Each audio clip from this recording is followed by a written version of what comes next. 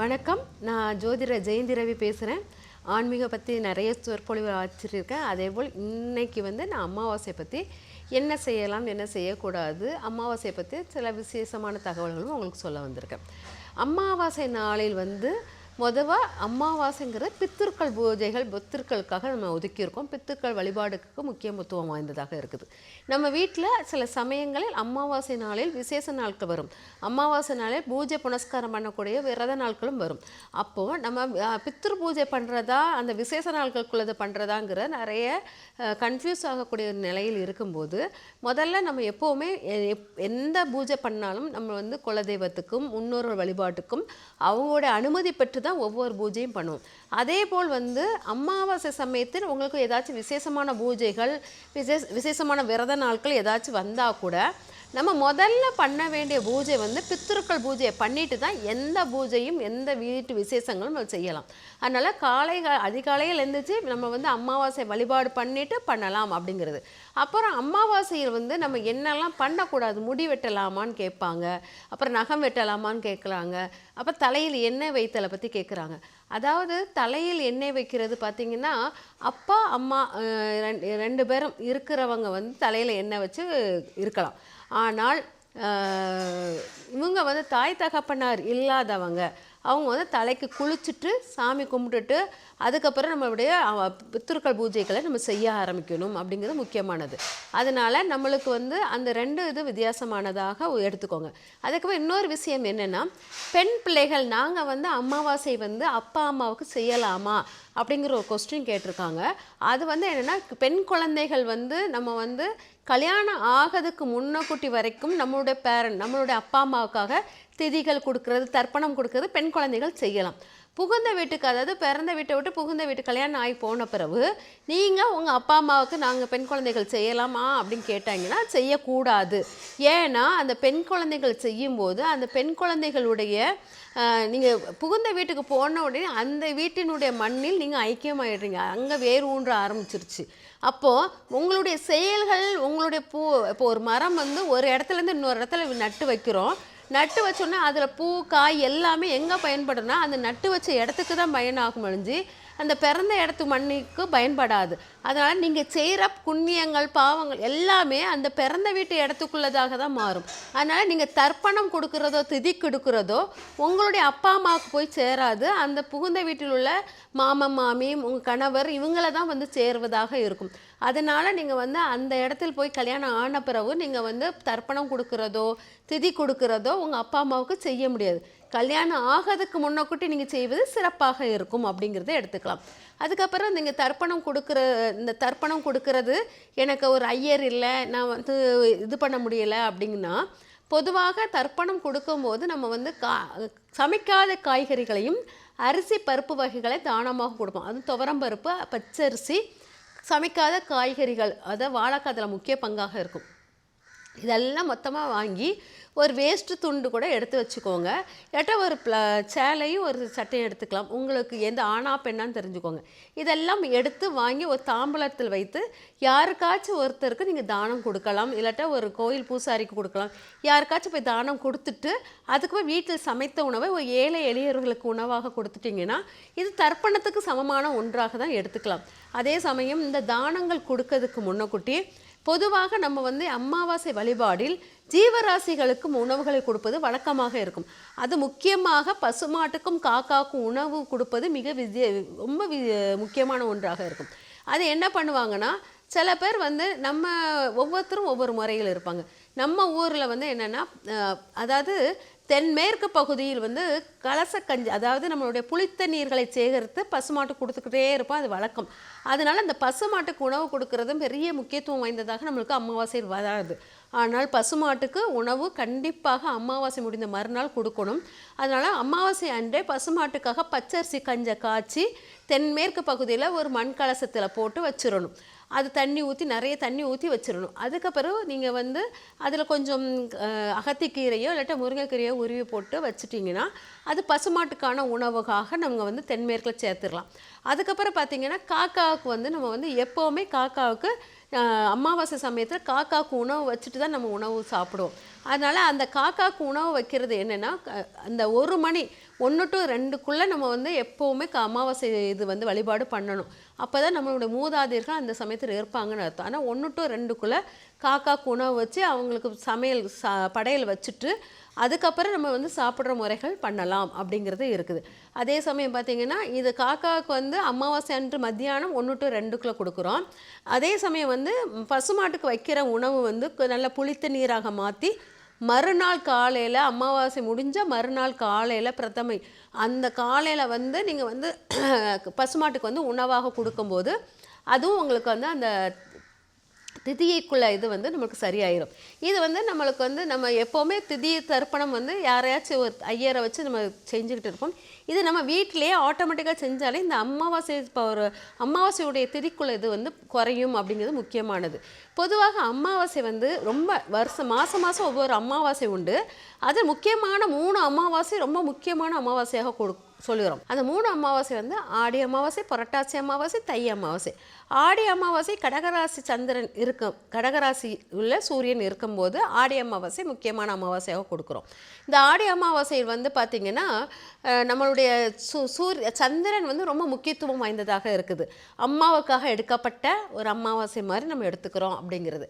அதே சமயம் பார்த்திங்கன்னா புரட்டாசி அமாவாசை வந்து என்னென்னா நம்ம மூதாதையர்கள் நம்மளுக்கு முன்னால் நம்ம பாட்டி தாத்தா அதுக்கு முன்னால் உள்ள ஜெனரேஷன் அப்படி சொல்லிட்டு ஒரு 7 தலைமுறைக்கு உள்ள பாவ கணக்குகளை குறைக்கக்கூடிய முக்கிய அமாவாசை புரட்டாசி அமாவாசை. அதனால் அந்த 7 தலைமுறைகள் செய்ய கடமைப்பட்ட செய்யப்படாத ஒரு விஷயத்தை நம்ம செய்ய தவறினவங்க அதையெல்லாம் நம்ம எடுத்து அதை சரி பண்ணக்கூடிய அமாவாசை இந்த புரட்டாசி அமாவாசை.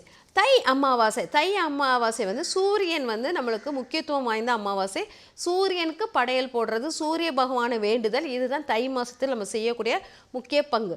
அந்த தை அமாவாசையில் பார்த்திங்கன்னா நம்மளுடைய கோபம் பிடிவாதத்தின் தன்மையால் நம்ம நிறைய விஷயங்கள் இழந்திருப்போம். நம்ம அப்பாவுடைய இதெல்லாம் குறைச்சிருப்போம். இதனால் அதாவது ஆடி மாதம் தாய்க்குள்ளதாகவும் அதாவது புரட்டாசி மாதம் முன்னோர்கள் மூதாதையர்கள் செய்த பாவக்கணக்குகளை தீர்ப்பதாகவும், தை அமாவாசை நம் தகப்பனாருடைய வம்சத்துக்குரிய தகப்பனுக்கான விஷயம் அப்படிங்கிறது. அப்போங்கும்போது இந்த 3 அமாவாசையும் நமக்கு மிக முக்கியத்துவம். தாய் தந்தை இல்லாமல் உலகம் இல்லை, அப்புறம் மூதாதையர்களுடைய இல்லாமல் நம்ம ஆசீர்வாதமோ முன்னோர்களுடைய வழிமுறைகள் இல்லாமல் நம்ம இல்லை. அப்போ இந்த 3ஐயும் நம்ம கலந்து எடுத்துக்கிட்ட அமாவாசை தான் இந்த அமாவாசை, ரொம்ப வலிமையான அமாவாசை அப்படிங்கிறோம். அப்போ தை மாதம் வரும் அமாவாசை, ஆடி மாதம் வர அமாவாசை, புரட்டாசி மாதம் அமாவாசையில் நிறைய வித்தியாசம் இருக்குது. ஆடி மாதம் வர அமாவாசை நல்லா பார்த்திங்கன்னா ஆடி பலகாரம் நிறைய சுட்டு கொடுப்பாங்க. எண்ணெயில் பொரித்த பலகாரங்களை நிறைய எல்லாத்துக்கும் கொடுப்பாங்க. அது புதுமண தம்பதிகளாக இருந்தால் ஆடி பலகாரம் எடுத்து கொண்டு போவாங்க. இந்த மாதிரி பலகாரம் செய்தல் ரொம்ப முக்கிய பங்காக இருக்குது ஆடி மாதம் அந்த அமாவாசை சமயத்து. அதாவது அதிராசத்தை எண்ணி வைப்பாங்க, முறுக்கு அதிராசம் இது முக்கிய பங்காக இருக்குது. அது மட்டும் இல்லாமல் ஆடி மாதத்தை அம்மனுக்கு கூழ் காய்த்தல்ங்கிறது தனியாக இருக்கும். ஆனால் அமாவாசை வழிபாடு ஆடி மாதத்தில் பெண் தெய்வ வழிபாடாக எடுத்துக்கலாம் அப்படிங்கிறத எடுத்துக்கலாம். ஆடி அமாவாசைக்கு அடுத்து வரக்கூடியது புரட்டாசி அமாவாசை. இந்த புரட்டாசி அமாவாசை வந்து மகாலய அமாவாசைங்கிற 15 நாளுக்குள்ள அமாவாசையாக இருக்கும். இந்த மகாலய அமாவாசை மிகப்பெரிய ஒரு அமாவாசையாக இருக்கிறது. இது பார்த்திங்கன்னா நம்மளுக்கு ரொம்ப வந்து நம்ம மூதாதையர்கள் செய்த பாவங்கள் அப்படிங்கிறது, நம்ம பெண்களை வந்து துன்புறுத்துதல், குழந்தையாக இருக்கும்போது அந்த குழந்தைய துன்புறுத்துறது, வயிற்றில் உள்ள குழந்தைய நிறைய அபாசம் பண்ணியிருப்பாங்க. அப்புறம் நிறைய பெண்ணினுடைய நடவடிக்கைகளை தப்பாக பேசி அந்த பெண்ணை நோகடித்து அது சூசைட் பண்ணுறது, இந்த மாதிரி ஒரு அகோரமான மரணம், ரொம்ப மோசமான மரணமாக இருக்கும். இந்த மாதிரி அந்த மாதிரி இறந்தவங்க, அந்த மாதிரி குடும்ப சாபம் இதெல்லாம் நிறைந்த ஒரு இறப்புக்கு உள்ள ஒரு அமாவாசை. அவங்க வந்து துராத்மாவாக இந்த பூமியில் உலாவிக்கொண்டு இருக்கும்போது அவங்களே நம்ம சாந்தப்படுத்தும் விதமாக இந்த மகாலய அமாவாசை நம்மளுக்கு இருக்குது. இந்த மகாலய அமாவாசை வழிபாடுகள் வந்து 15 நாட்கள் நமக்கு தொடர்ந்து பண்ணுறது. எந்த வீட்டில் அகால மரணம், ரொம்ப துர்மரணங்கள், நிறைய பிஞ்சு குழந்தைகளின் இறப்பு இந்த மாதிரி அதிகமாக இருக்கிற இந்த எந்த இடம் அதிகமாக இருக்குதோ அவங்க வந்து கண்டிப்பாக இந்த மகாலய அமாவாசை 15 நாளும் தொடர்ந்து இருந்தீங்கன்னா உங்கள் வீட்டில் அந்த சாப குறையீடுகள்லாம் உங்களுக்கு நீங்கிரும். அதுக்கப்புறம் பார்த்தீங்கன்னா மகாலய அமாவாசைக்கு அடுத்தால பார்த்தீங்கன்னா நம்மளுக்கு தை அமாவாசை. தை அமாவாசைங்கிறது என்னென்னா நம்மளுடைய தகப்பனார் அப்படிங்கிறது, அதாவது தாயினால் வரக்கூடிய சாப வழியீடுகள், தாய் நம்மளுக்கு சரியாக கவனிப்பு இல்லாமல், தாயின் அன்பு அரவணைப்பு இல்லாமல், ஒரு வீடு வாகனங்கள் சரியாக அமையாமல், இந்த மாதிரி இருக்கிறவங்க ஆடி அமாவாசையும், ஒரு நல்ல அதிகார போஸ்டிங்கில் இருக்கும், உங்களால் யாரையுமே எதிர்த்து பேச முடியல, யார்கிட்டையாச்சும் நீங்கள் அடிபணிஞ்சே போகிற மாதிரி இருக்குது, எல்லாத்தையும் எந்த கண்ட்ரோலும் உங்கள் கட்டுப்பாட்டுக்குள்ளே இல்லாமல் இருக்குது, இந்த மாதிரி இருக்கிறவங்க சுய கட்டுப்பாடு இல்லாமல் தன்னை வந்து ஒரு ஒரு உயிராற்றல் சக்தி வந்து ரொம்ப குறைவாக இருக்கிறவங்க, அடிக்கடி நோய்வாய்ப்பட்டுக்கிட்டே இருக்கிறேன் அப்படிங்கிறவங்க, இவங்கெல்லாம் கண்டிப்பாக தை அமாவாசை வழிபாடுகள் கொடுக்கணும். பொதுவாக நம்ம வந்து பார்த்திங்கன்னா இந்த அமாவாசை வழிபாடுகளில் ஆடி அமாவாசை எண்ணெய் பலகாரம் படைக்கிறதும், புரட்டாசி மாதம் வந்து காய்கறிகள் அந்த மாதிரி வச்சு படையல் பண்ணுறதும், தை அமாவாசையில் பார்த்திங்கன்னா நான்வெஜ் படையல் பண்ணியும் இருப்பாங்க. இப்படி வரிசையாக இப்போ இந்த நான்வெஜ் படையல் பண்ணுறது உண்டு. சில பேர் வந்து பூசணிக்காய் வச்சு பண்ணுவாங்க.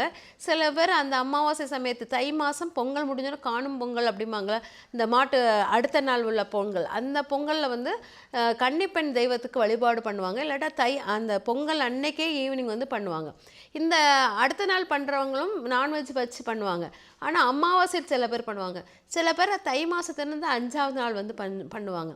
இந்த மாதிரி ஒவ்வொருத்தருக்கும் ஒவ்வொரு அந்த தை மாதத்தில் எப்படியாச்சும் இறந்தவர்களுடைய வழிபாடுகளை எடுத்துருவாங்க. ஏதாச்சும் ஒரு வழியில் எடுத்து ஏதாச்சும் ஒரு அசைவ உணவுகளை உள்ளுக்கு சேர்த்து அந்த வழிபாடு கொண்டு வருவாங்க.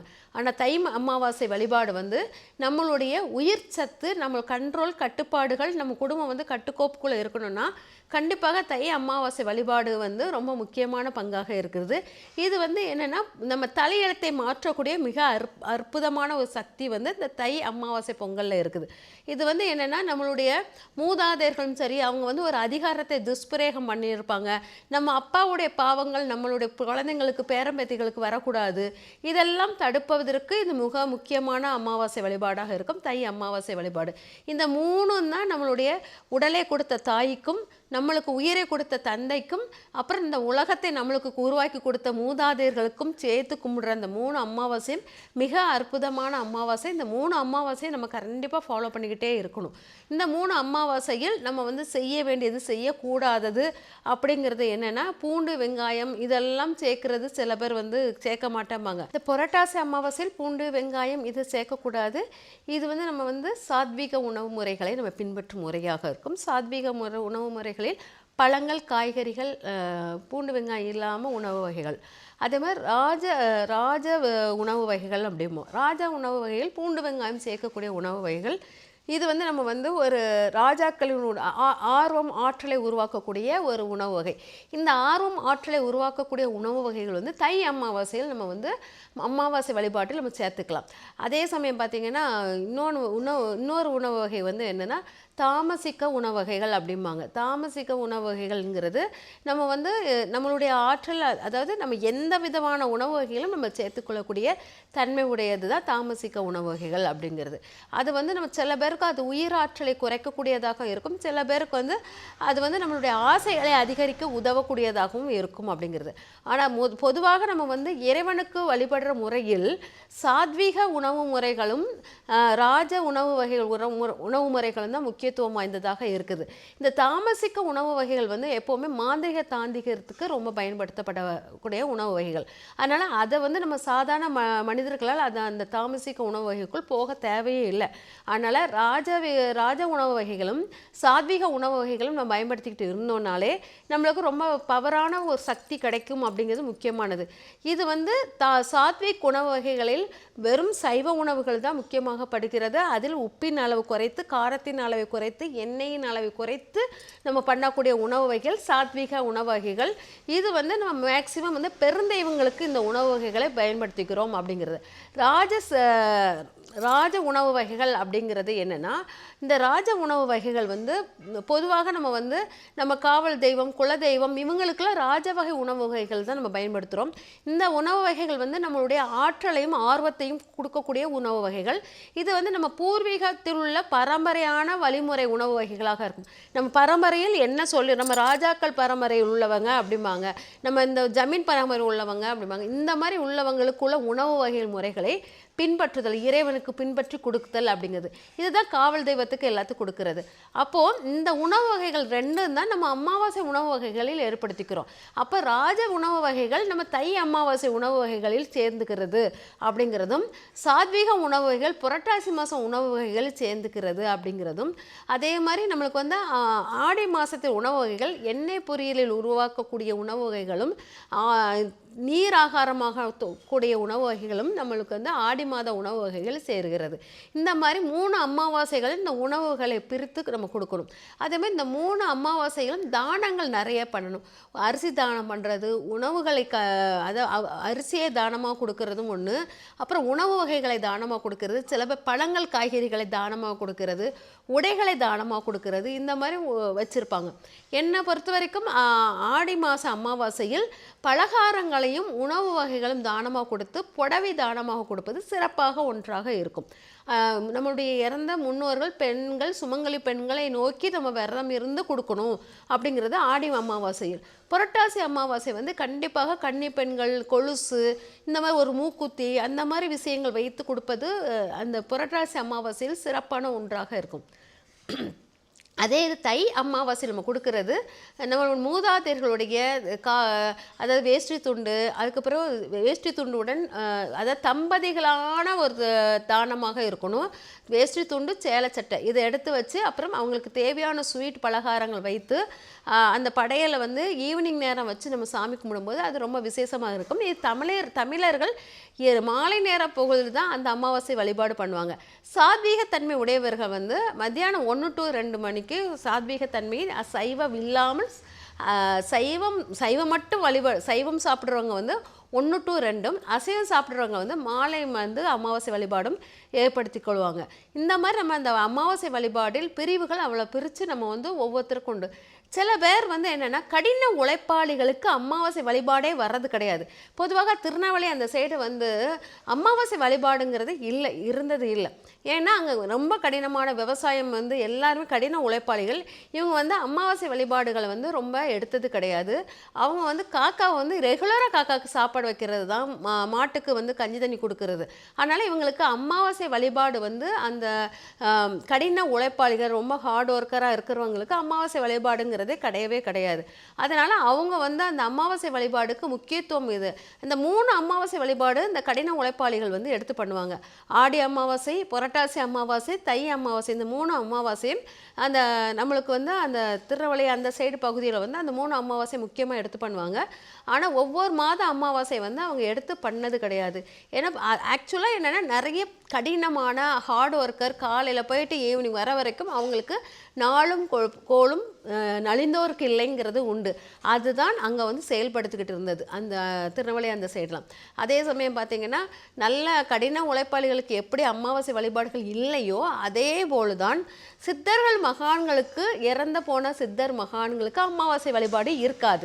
ஏன்னா அவங்களுக்கு வந்து குரு பூஜைன்னு ஒன்று, அவங்க குருவாக அவங்களோட உயிர் ஆத்மாவை வந்து நம்ம உயர்ந்த நிலையில் எடுத்து வச்சுட்டோம். அந்த ஆத்மாவுக்கு வந்து அமாவாசை வழிபாடுகள் கிடையாது. மூட்டை சாமிகளாக இருக்கட்டும், பாம்பாட்டி சித்தராக இருக்கட்டும், சித்த யோகியராக இருக்கட்டும், இவங்களுக்கெல்லாம் அமாவாசை வழிபாட்டுக்கான உடல்வாகுகள் கிடையாது. அதனால் அவங்க வந்து குரு பூஜை நாள் அப்படிங்கிற அந்த நாள் தான் அவங்களுக்கு வந்து வருஷத்தில் குரு பூஜை நாள் வச்சு கும்பிடுவாங்க. அதனால் வருஷத்தில் ஒரு நாள் அந்த குரு பூஜை நாளுக்கு அவங்களுடைய வழிபாடுகள் சிறப்பாக இருக்கும். அதே சமயம் பார்த்திங்கன்னா சில சமயங்கள் அதாவது அந்த குடும்பத்தாரோ அவங்க வந்து அமாவாசை வழிபாடுனா அவங்களை தவிர்த்து விட்டு மூன்றாவது வழிபாடாக எடுத்துக்கொள்ள முடிஞ்சு அந்த சித்தர்கள் மகான்களுக்கு குடும்பமாக இருந்து அவங்களை வழிபாடு எடுத்திங்கன்னா அவங்க திருமண அந்த குடும்ப வாழ்க்கைக்குள்ளே அவங்க வருவதற்கு அடுத்த பிறப்புக்கும் சரியாக வராது. அதனால தான் அவங்களுக்கெல்லாம் அமாவாசை வழிபாடு நம்ம எடுத்தது கிடையாது. இந்த மாதிரி அமாவாசை வழிபாடு ஒரு குறிப்பிட்ட இனத்தவர்களுக்கும் குறிப்பிட்ட முக்கியமான இடத்துக்கு தக்கனையும் அந்த அமாவாசை வழிபாடுகள் மாறுபட்டு வேறுபட்டு உணவு வகைகள் படையலும் வேறுபட்டு இருக்கிறது. அதனால் அமாவாசை வழிபாடில் நம்ம விபூதி பூசிட்டு நம்ம கும்பிடுறதே மிகப்பெரிய சிறப்பான ஒன்றாக இருக்கும். அதனால் அமாவாசை வழிபாடு இந்த முறையில் இப்படி கும்பிட்டிங்கன்னா வளமும் செல்வமும் சேர்ந்து வரும். நன்றி, வணக்கம்.